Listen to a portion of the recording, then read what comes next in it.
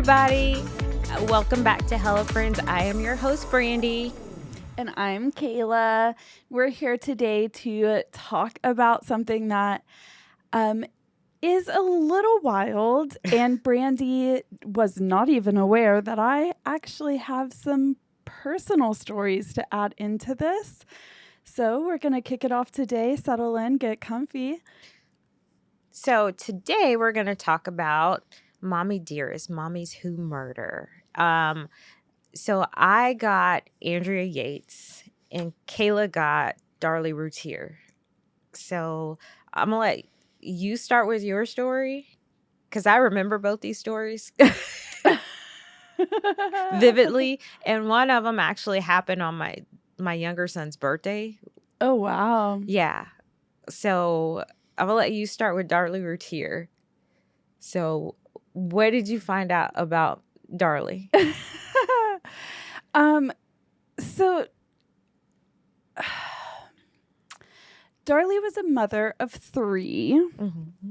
She had a 7-month-old, I think a 5-year-old and a 6-year-old. And she calls 911 claiming that there was an intruder that breaks in and had stabbed her children and her, and she needs the medical attention, all this stuff. But then there's no signs of forced entry. Nope. There's nothing that really points towards someone else being there. At the time, forensics is running, the blood splatters and all the different things, trying to figure out, exactly what happened. Didn't she have superficial wounds though? She didn't have. Yeah, well, her wound was 2 millimeters from her carotid artery. Okay. So that's what kind of throws me a little bit, because there are points where it is described as superficial wounds. And then there's points where in the trial that experts are saying they wouldn't have been self-inflicted. So then Interesting. Yeah. So then there's some of that's but there was other people home too. And then I think there was competing information on that as well. That's the thing, is some of that stuff kind of goes back and forth.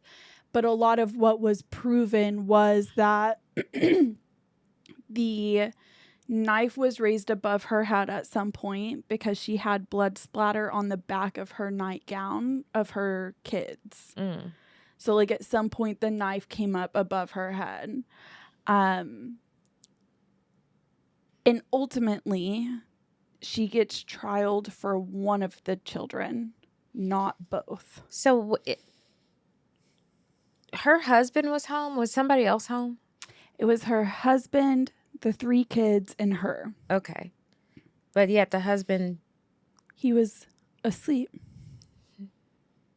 Interesting. Slept through an intruder coming in,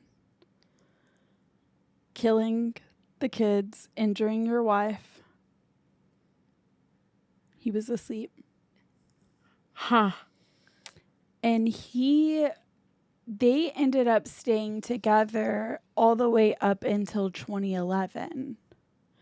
So really? Yeah.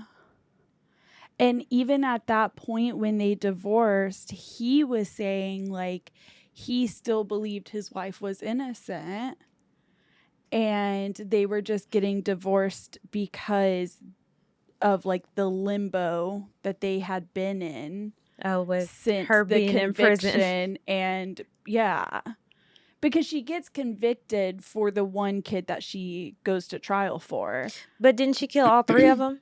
No, just the 2. Okay, so 2 were murdered, 1 survived. The 7-month-old was asleep upstairs with the dad, with the husband. Okay. So that's the thing, is people talk about how it could be like money motivated because she had life insurance policies on her children and they were going through some financial struggles as a family. And she was someone who, lived a certain type of life. But don't kill the kids. Okay, well, obviously Don't that's kill the not kid. the answer. No. But people are saying, like, why would you kill if that's like what you're doing?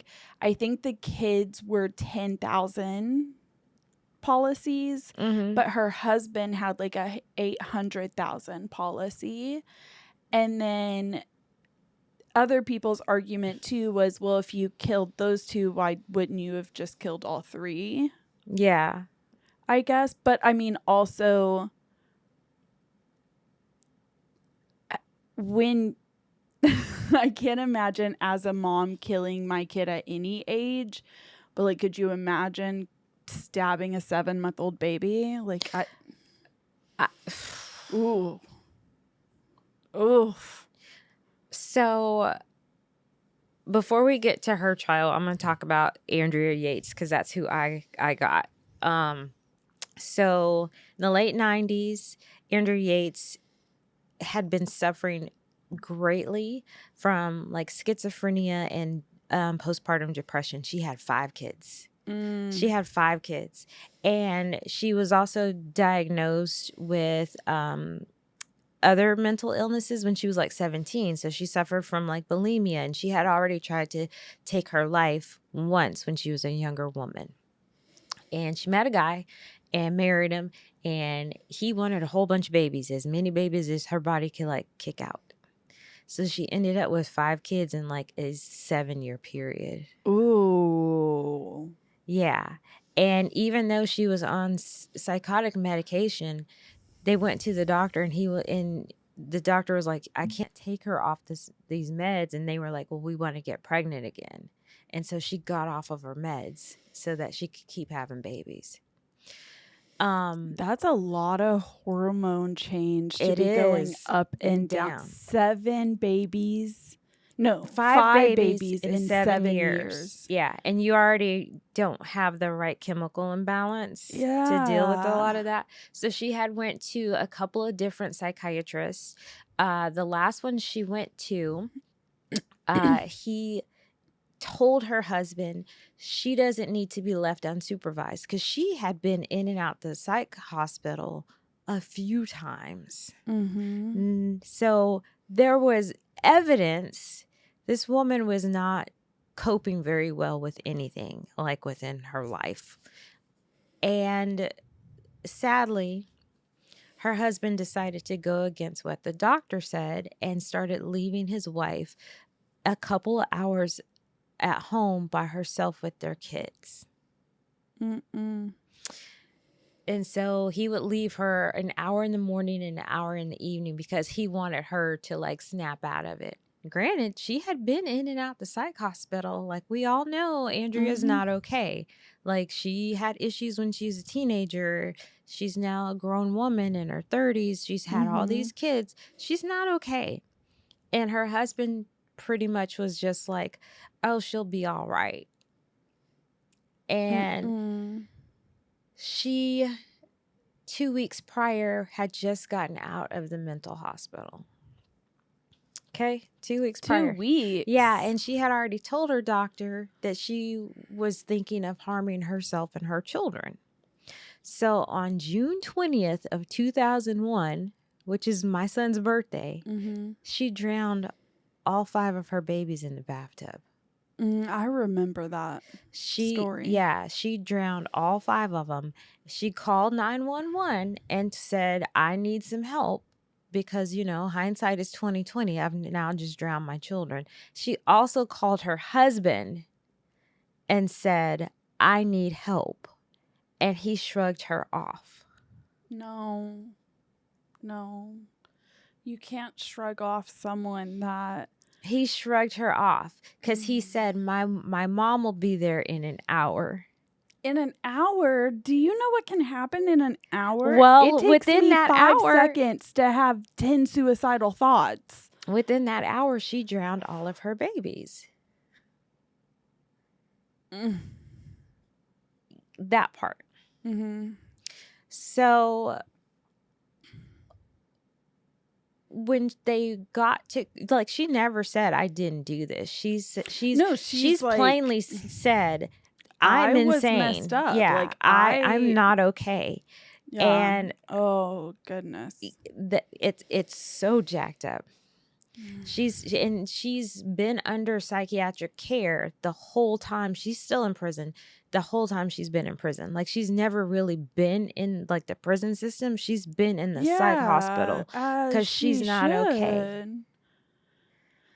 So here's where I want to sprinkle in my story, because I think this is where it fits. Okay.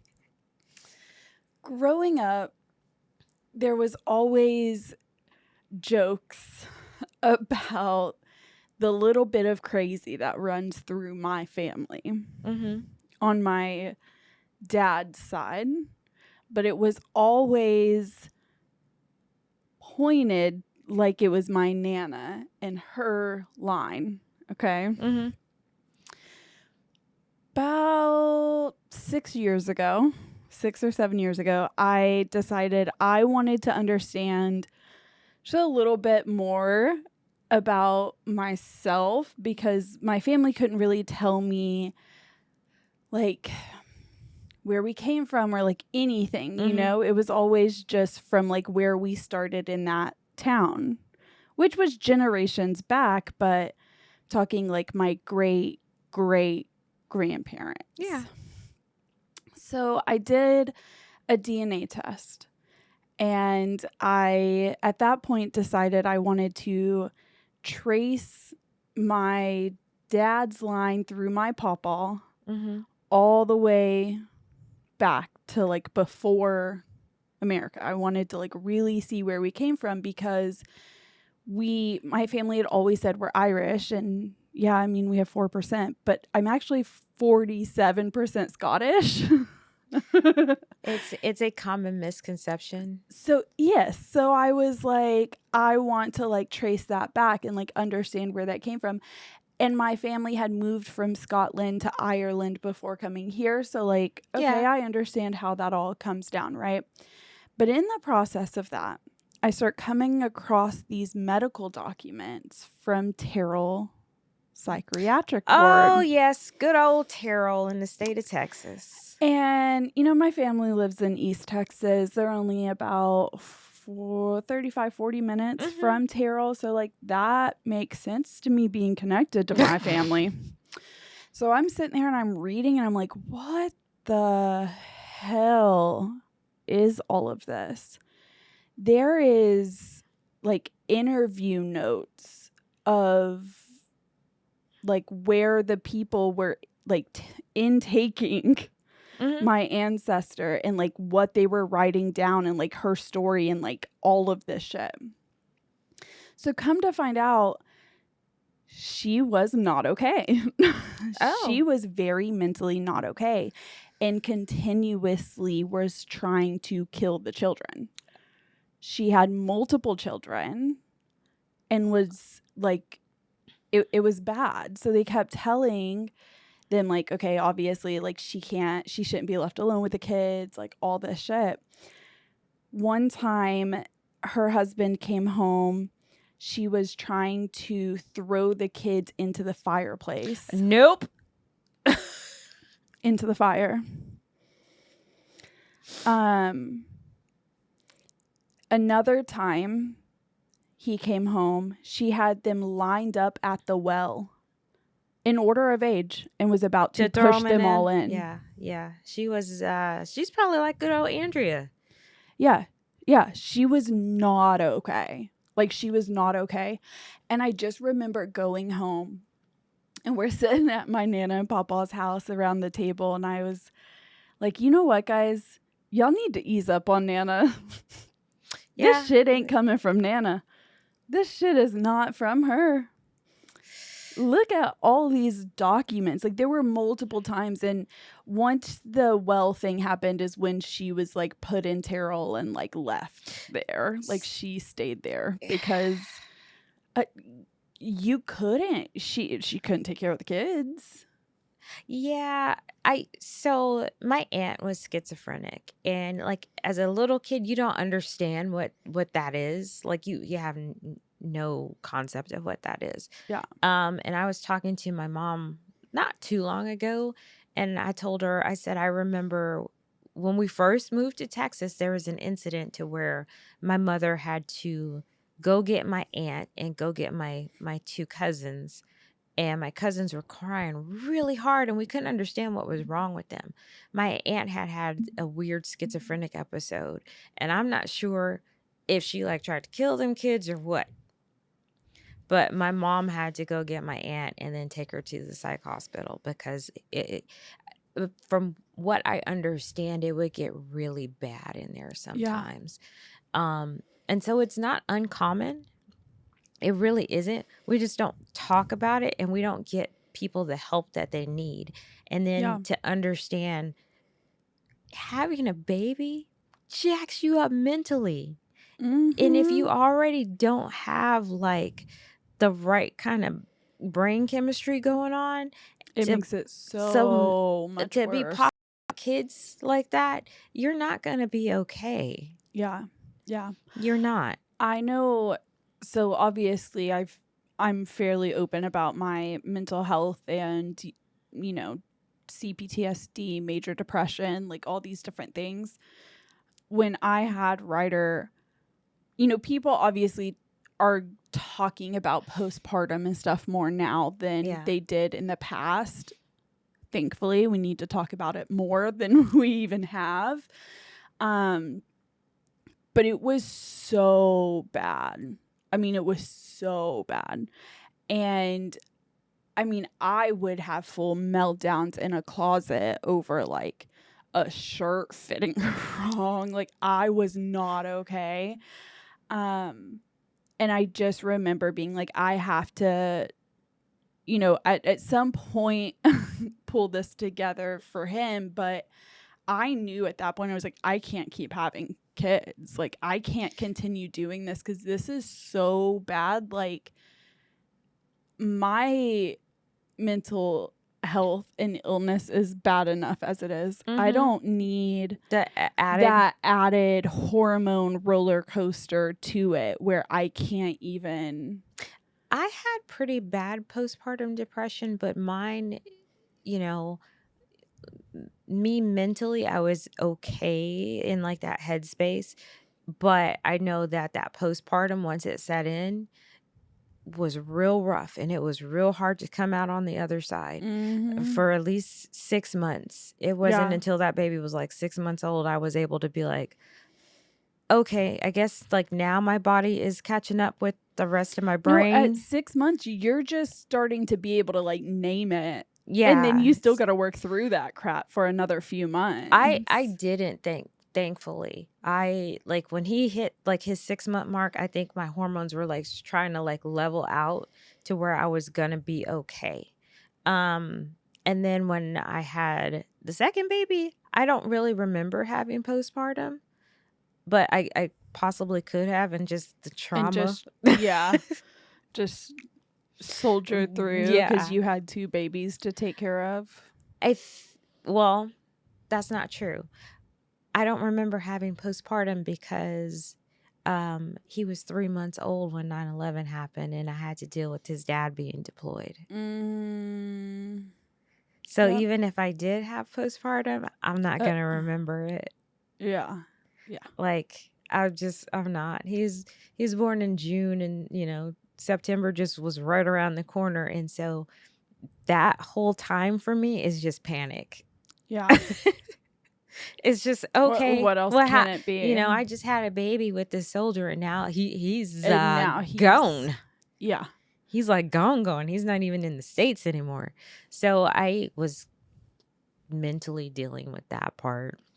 Which 9/11 was like a lot for everyone to process and deal with. Yeah. And then having a new baby, and then his dad is gone like that. Yep. Having a baby and having skin in the game at the same time. Yeah, that's tough. Yeah. So if I had postpartum, I'm not aware of it. I probably did. But I had like more pressing things to think about at that time. You're like, I'm too busy for you. Yeah, like You're going to have to wait depression. I'm a little occupied exactly. at the Yeah, moment. exactly. And so, you know, that's the bad part about trauma. You don't always remember what is going on because it's so traumatic. You like block out a lot of it. Yeah. So I don't think anybody in my family like really tried to kill kids that I'm aware of. I'm not sure. It'd probably be interesting to find out. Yeah, it was like, again, it was like my great grandparents, you know, so it wasn't even something that like my family really talked about. But I feel like They knew though. Like those stories get passed down. They're just stories nobody wants. Like we all got some skeletons in the closet. Yes, but also keep in mind my family would choose not to talk about the things openly that they that are shameful. Not shameful. I mean, yes, but but what I mean is like just anything that would like tarnish the reputation. Girl, that's shameful. That had been built.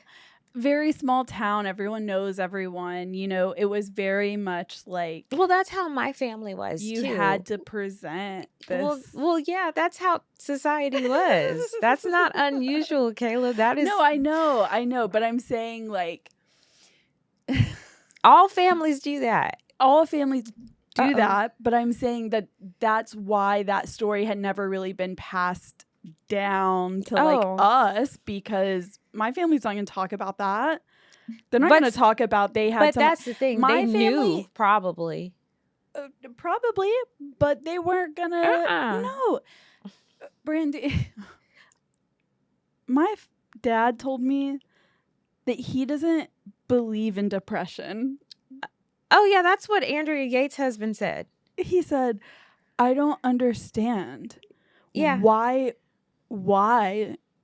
would you be sad, Kayla?" I was like, Dad, I'm not sad, I'm depressed. Like, yeah, that's that. Why do you think he left her alone with their children? He was like, she's fine. These are her kids. She needs to be there with them.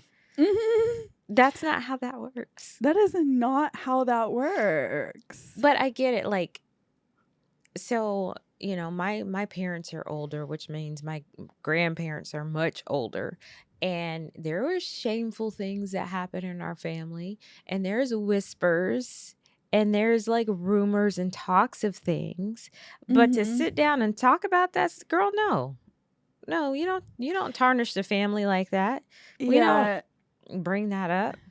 But it happens. And I think that if people are more open and honest and aware of certain things that happen, because that it's woven into our DNA. So it's not like you're going to be oblivious about it forever. So if we just talk about it and like address the elephant in the room, maybe things wouldn't be so bad for everybody and we can stop passing on stuff like this. And people could get some help. That part. People could get the help that they need. Like, and that's the thing that I wish, like, you can't make someone open their mind to understand and accept the reality of mental health issues. Like, you can't make someone see and understand it. You can't. But it's like, I wish that you could, because people that are going through that, like, they need help and support, and they need people that will be honest and real and recognize when like they are having like a dip or an episode or whatever. Like, they just need people to like help get them through. I don't know if Darlie Routier had that. It, you know, the thing is about Darlie, everything that I kind of read, it never really talks about any mental health issues, because to this day she still claims that she didn't do it and that she's innocent. Her husband still says the same. So there's never really been a point where she's been like oh, I like was having this like issue or I was like struggling mentally. Like her mental health really never comes in question. It's always just that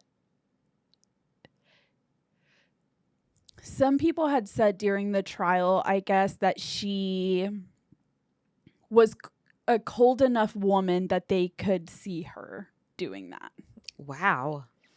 And like to me, I don't know what you have to do for someone to stand in a courtroom and say that you're cold enough to murder your sons. But like,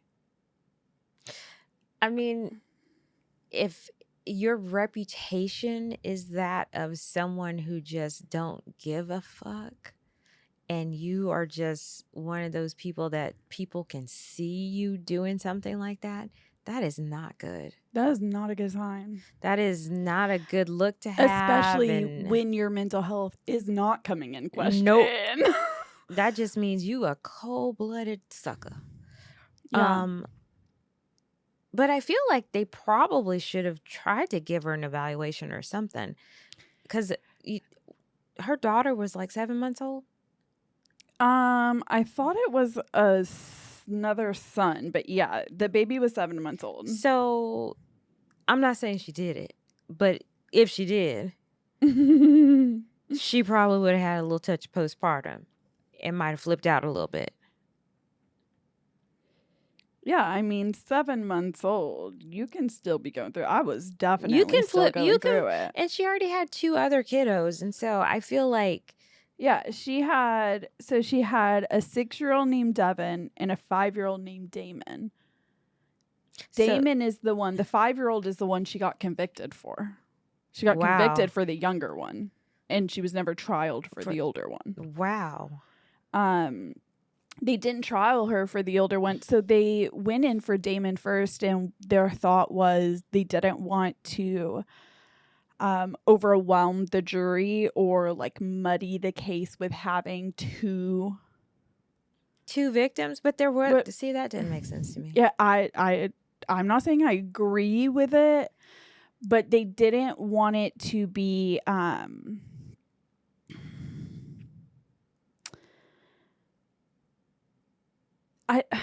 it was so weird, but they basically was just like, we don't want to overwhelm the jury and we don't want to like muddy it up, so we're going to just do like one at a time was their like thought, and they didn't want to have 2 charges being trialed. That's stupid. Which I don't agree with it. If you killed one, you killed the other. Where's she at? Was she Plano or Frisco or? She's Rowlett.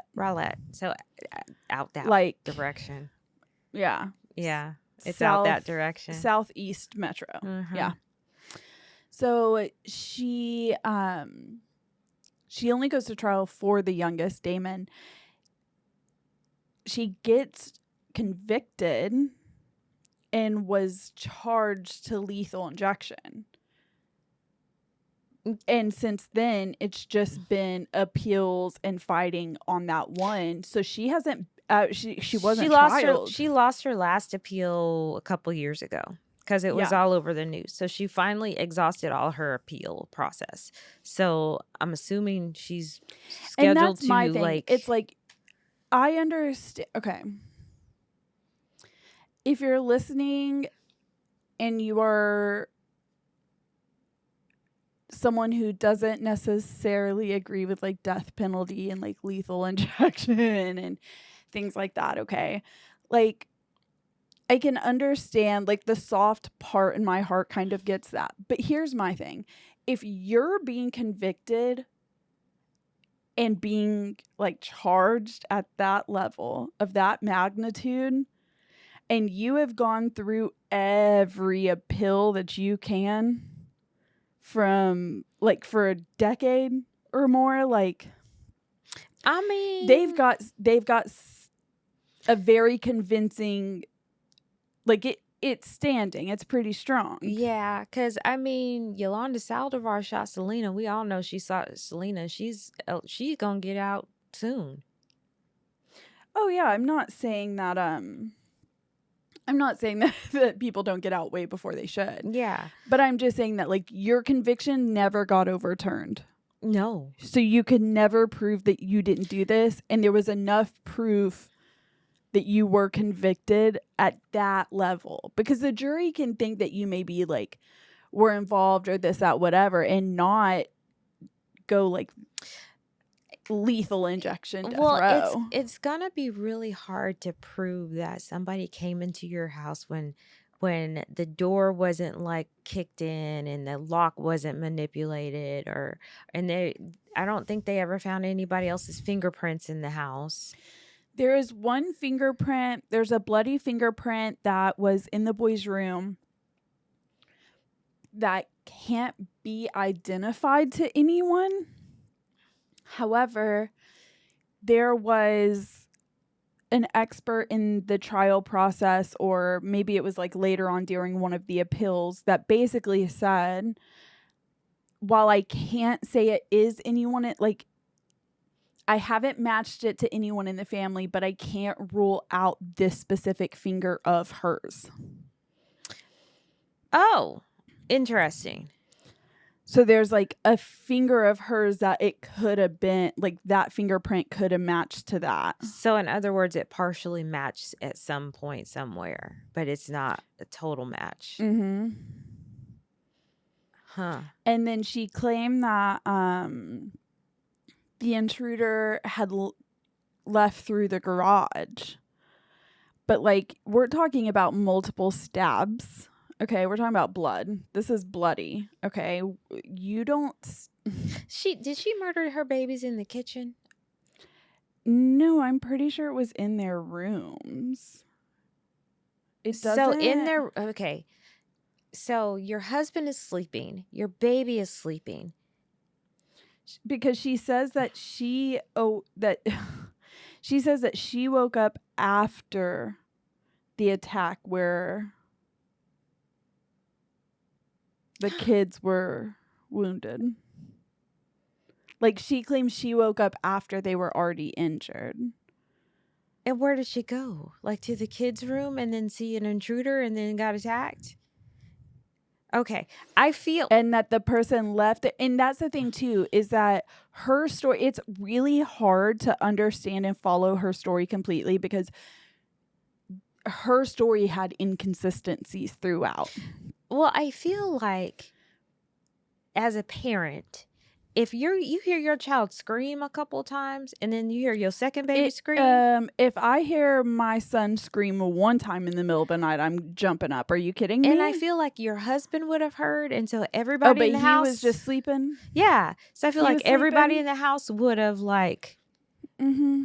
Went to see what was happening. And then if you're being stabbed, I know me as a grown woman, I'm making all the noise possible. Oh, here's my thing. You're trying to tell me you ain't got that intruder's DNA all up under your fingernails? That you didn't fight the shit out of him? I'm sorry. I walk into my son's room and someone's even in there. You ain't even got to be at him yet. We fight. That's my whole thing, is like, you're a grown woman and you didn't scream or make any... There's like no ruckus to where your husband is just in there asleep and there's no noise. Mm-hmm.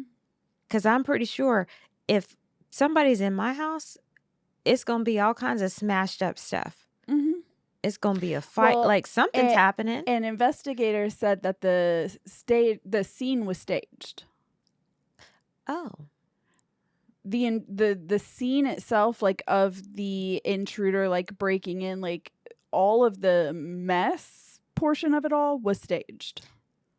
But even so, your husband don't hear you down there, like, making noise?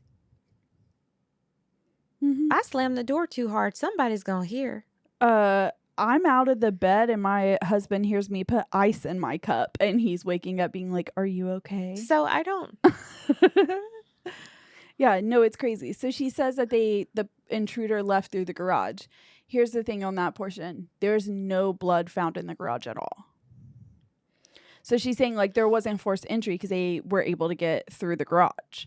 Okay, but there's no blood. I'm talking about Anywhere. stabbing. Well, there's blood in like the areas of the house that this shit is happening. But there is no blood, and there's blood like on her. There's blood on the back of her nightgown and shit. But there's no blood in the garage at all. But just like OJ, they should have been a bloody footprint. Mm-hmm. Yeah, supposedly something. Yeah. Something. Like there was a droplet, something. Well, that's what they said. There was no blood, no anything in the garage.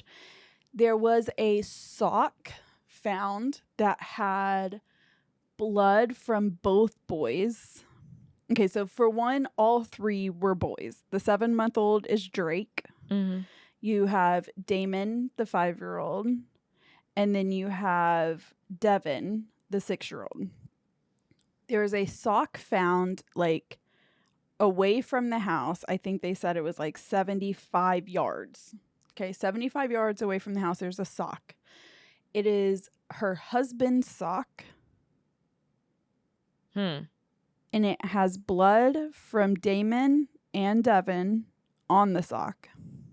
Her defense was trying to claim that with the estimation of how long... Okay, so basically they said that Damon would have only survived for 8 minutes after his stabs, after his injuries.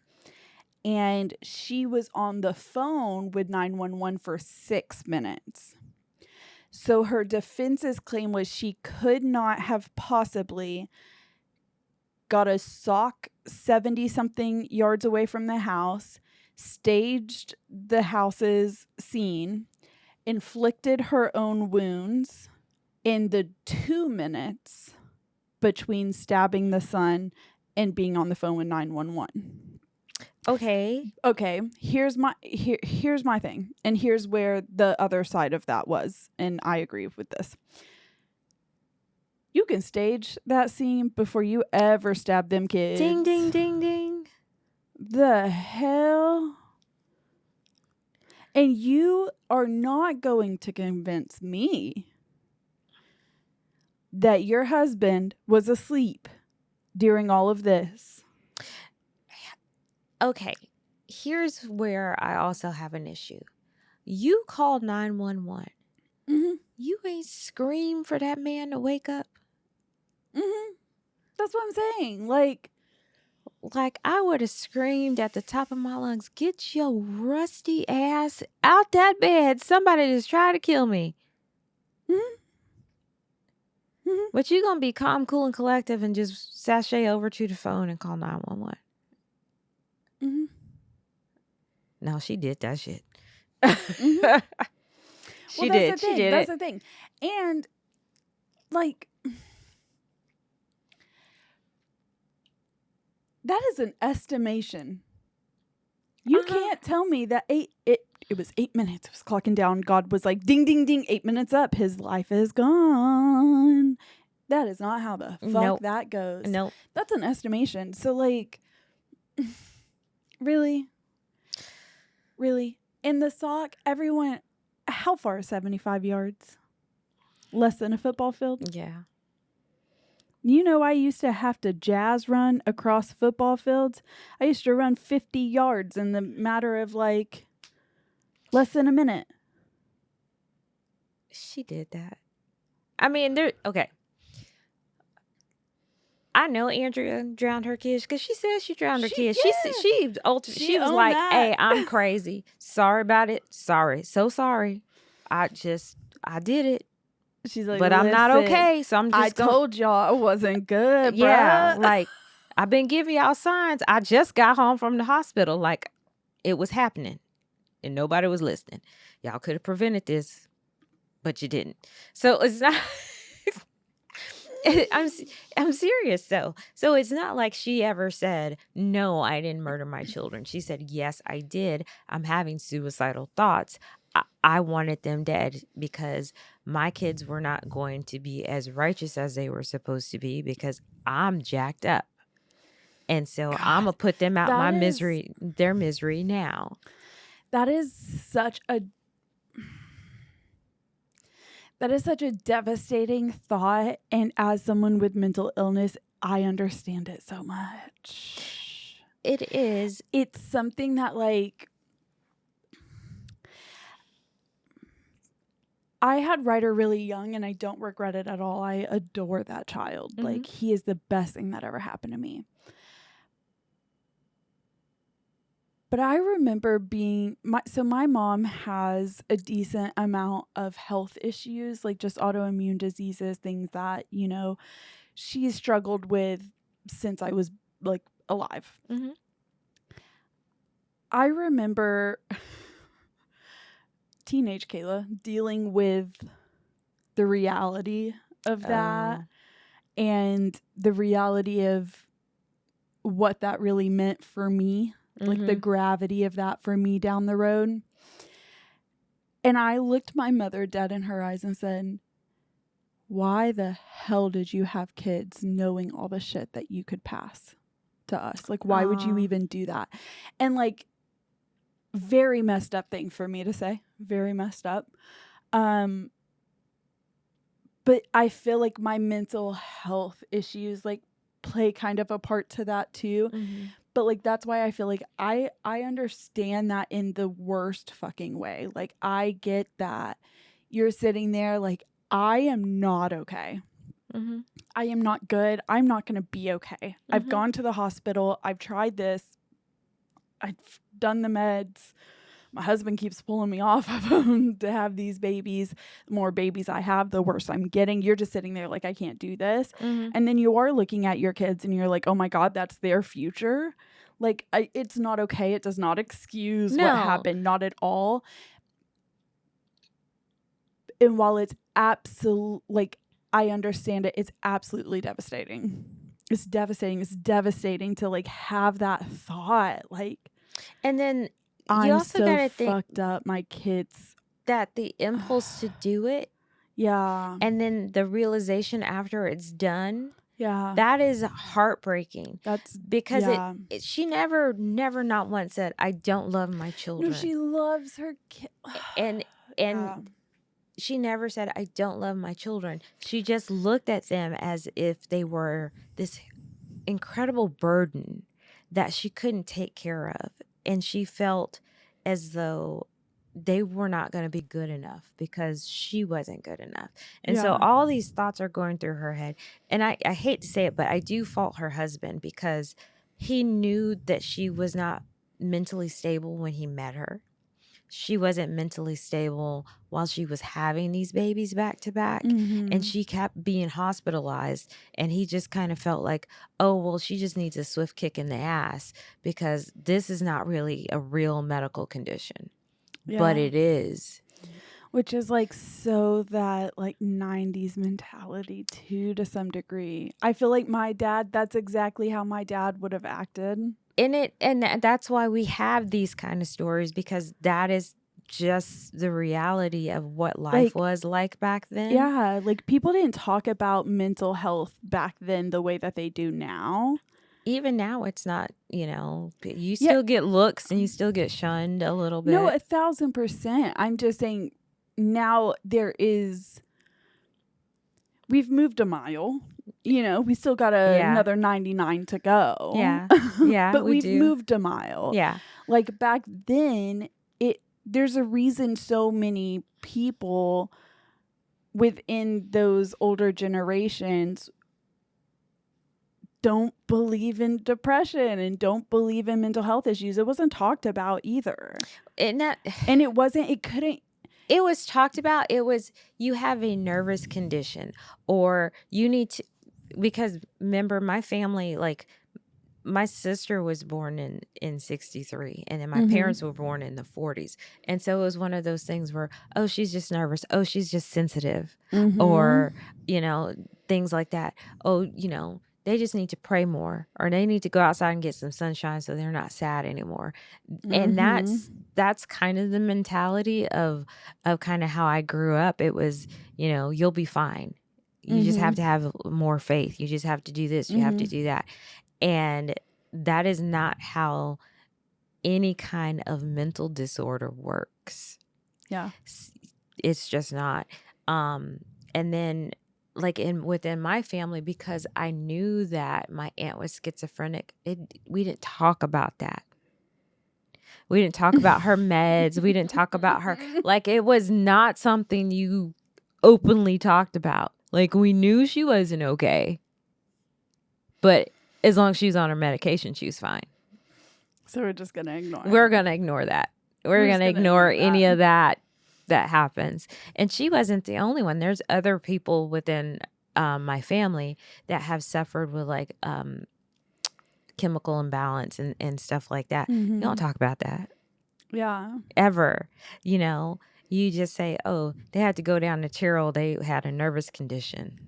Go to Terrell. Yeah, you gotta go down. You gotta go down there. You got a nervous condition, or you had an episode, and then you come back and we don't talk about your episode. Yeah, we don't talk about it. No. And so this is what happened with Andrea. She kept having episodes, and her husband was like, "Oh, no, she's fine. Yeah. We just gonna keep making babies, and she's just gonna keep on living." But she wasn't okay. And even to this day, I think they just reevaluated her in like 2020. She's still not okay. She's on a lot of medication. Oh, you can only imagine though that even she's never going to be okay. No. Because even once she gets to a point that you get her like stuff straightened out, then she has to live with the reality that her stuff was so messed up that she killed all her kids. And she does. That's where she's at now. Like she's at this lull in life because she killed her babies. She killed her kids. Like, how do you live with that? And so, you know, from what I was reading, she is a model patient, but she does have like this dark cloud over her because she doesn't have her. And her husband promptly divorced her and got married to somebody else. And probably had more kids. He had one more child. Just one? Just one. Just one. That's surprising. He just had one. And like reading this story, I fault her husband in every way because I feel like if you're a spouse and you're a partner, you need to see what those signs are and you want to help the person, not like tell her doctor, I want her to get off these medications. I want to knock some more babies out. Like, you don't do that. Like, where is that okay? And so I kind of feel like... Well, and I just feel like as someone's life partner, your concern should be their well-being. All the time. Not sometimes. Yeah. I mean, I just struggle taking birth control. Like, just any type of extra hormone situation is hard for me, period. Really? And when I first had Ryder, I had an IUD put in. Girl went batshit crazy. Oh. Batshit crazy. When Tong and I got together, he's like, you gotta get that shit out, man. It's gonna be a no, dog. So I switched and I got on like a super like low hormone pill, but it still wasn't like super great. It was better, but it wasn't great. And so he immediately was like, all right, well, I'll just go handle it so you can get off completely. Like, this isn't good for you. It doesn't, like, you don't handle hormones well. So, like, let's just get off. Yeah. And, like, to me, that's what a life partner is supposed to be. Like, your husband should not be saying, let me take her off of her psych meds. Like, let me take her off the meds that make her somewhat mentally stable. For me and the children that we do already have, let's just take her off and try to have more kids. Like, no, you need to, like, take care of her and make sure she's good. In a perfect world where all spouses were like that, yes. But sadly it's not like that. No, it's not, because and it should be, but it sucks and it's not. He knew when he met this woman, she was on psychiatric medication. She was a nurse. She was a nurse when he met her. So she already had a super stressful job, and she's like suffered from other stuff going on. And her family even told him, hey, there's times when Andrea's not okay. Like, she's even been hospitalized for an eating disorder, which we all know eating disorders stem from mental health. So Mm-hmm. it's not like the signs were I don't not think there. I don't think we all know that, but yes. We should all know that. Yes, that stems from mental health. But you know, I kind of looked at it like her husband's a douchebag. Mhm. And nobody's like stood up to him and said, "Hey, that's not good for her." Well, and like, where's her family in this? From what I was reading, her brother and her mother had said something to her husband regarding it, and he shrugged them off as if to say, "She's fine. You don't know what you're talking about." But they have been with her whole life. Yeah. They've seen her be hospitalized.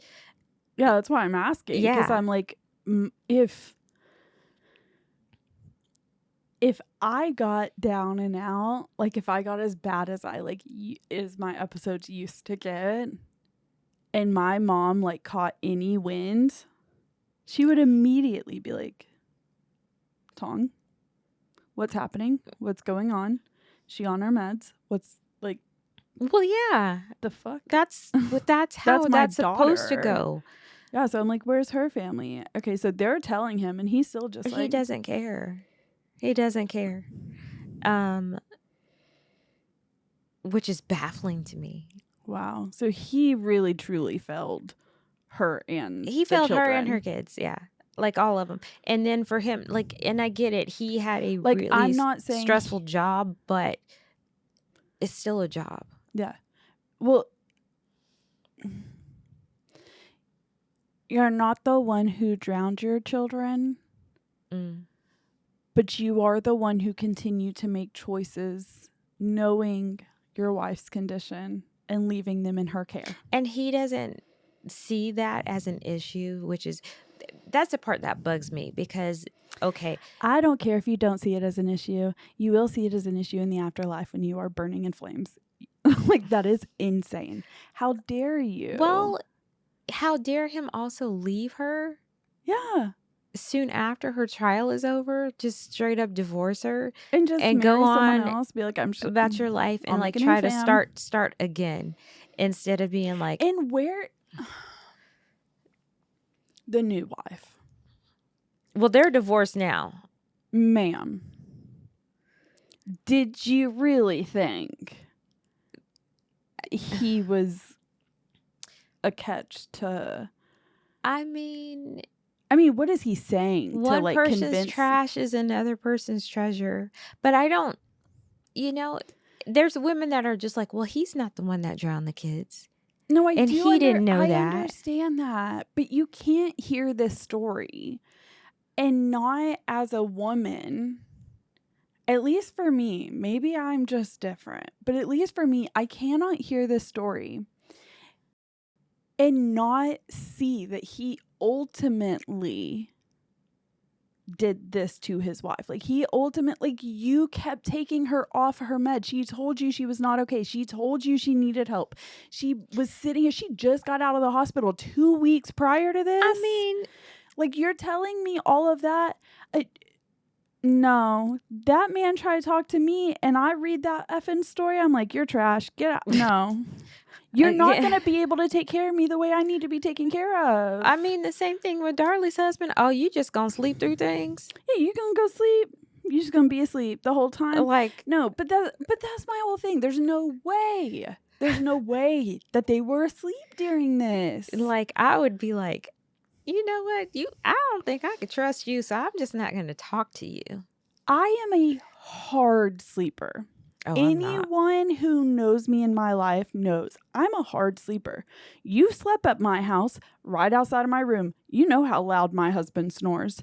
You can't ever sleep at my house and not know how loud my husband snores. And I sleep right next to that little peaceful baby every effing night. Totally fine. I'm a hard sleeper. Ryder can just walk in the room, not even say anything, just walk in the room and I'll wake up.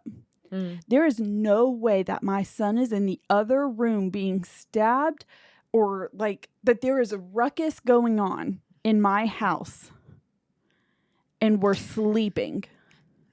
Did they have a dog? It doesn't say. Okay, so Andrea Yates, they had a dog. They did. And do you know what she did? This is how she was determined to get this done and over with. She tied the dog up in the kennel to keep the dog From stopping her. That's how messed up she was. God. Yeah, that's how messed up she was. Now, granted, I have 2 dogs. Let somebody walk past the house at 3 a.m. It's a wrap. It is a wrap. And I don't sleep hard. And so I can hear stuff fairly well. Like, even if Josh gets up and like goes to the bathroom or something, I can hear all of that. So there's no way anybody's coming in my house to do anything. Yeah. No. Like, I'm going to be up and I'm going to be armed. Yeah. Someone gets into my house, my dog's barking. Yeah. But like, it doesn't ever mention them having a dog. So maybe they don't have a dog. But even like, you can hear that. You can hear if someone is breaking into your house. You can hear your garage open. You can hear your garage open. You can hear a garage open. You can hear someone like ransacking through your house. You can hear a child getting stabbed for sure. The child is gonna make some kind of noise. Some scream, something. Your wife's gonna make some noise. Even if the killer has like something over, like puts their hand over their mouth or the pillow or whatever, there's still going to be some ruckus noise. And some noise happening. There is just there's no way. You'll never have me convinced. So as parents, I can honestly say that unfortunately I've come across an incident to where I've almost lost one of my children. It is not a fun experience to ever have. And so with these 2 women, just knowing that you murdered your children, because Darlie did that shit. I don't care what nobody says. She's guilty. Just murdering your children and have to walk around with that is self-inflicted torture I would not wish on my worst enemy. Yeah. Ever. Well, the like most insane part of like this episode to me truly is that this is 2. There's but so I can many more. think of so many others off the top of my head. Like, I know there's that Netflix documentary that came out where the mom and stepdad had killed like the 2, like had killed her kids. Gabriel Hernandez. Is it Gabriel? No. I don't remember. I can't think of her name right off the top of my head, but her oldest son talks on that documentary. Like, there's so many cases where this has happened, and for a multitude of reasons. You know, that's the thing that I think also is crazy to me, is that sometimes it's mental health, which to me, I feel like that somewhat makes sense because you can't control your mental disorder. So like, to me, it's like where I could never imagine doing this or having these thoughts or like any of that with my child. I do also understand that like mental health comes in a variety of flavors and spices, and I don't have that spice, but if you do, you can't control what your mental disorder is doing in your brain. Like, you're not in control of that all the time. That I can understand. That makes sense. These stories, like Darlie and like that other documentary I'm talking about, it's not a mental health basis it's just to evil. Me. It's just that it's just evil. You're a cold piece of shit, and that's me just calling it what it is. I will never listen. I'm fair. If you killed someone and you got like damn good reason, like those people that like catch their kids like sexual assault, whatever. Yeah, you better fucking kill him, torture him. I support you. I'm gonna sign your petitions. I'm gonna stand behind you. Like, but to murder children, your children, I I personally, and I just can't see cold-blooded. somebody I carried for 9 months, someone I possibly breastfed, someone I'm raising up. Like, I've watched your first steps, I've Mhm. watched your first smile, I've heard your first 'Cause these kids are words. 5 and 6. Like, I think about I would not, like, I made you. I must have a whole higher level of love for yeah. you than to take your life. Well, and for me too, it's not even just that. It's like I think of 5 and 6-year-olds, right? Mhm. So Lonnie, her son is 5, about to be 6 in November. If I'm on the phone, he's like, KK, Aunt KK, I love you, I miss you. Da, da, da, da, da. I can remember Ryder at 5 and 6-year-old. 5-year-olds and 6-year-olds, they are at that place in their life that they are really coming into themselves a bit. Mhm. They're really starting to break away from you and your. They're people like whole people at that point. They're like whole little individuals. Ryder was so funny he's still so funny, but he literally would just, I just can't imagine looking at a 5 or 6-year-old. Period. That's because we're not cold-blooded women. That's Like, why. oh my goodness. Like the mental health ones, it's like you have Yeah. something that like caused your brain to go there.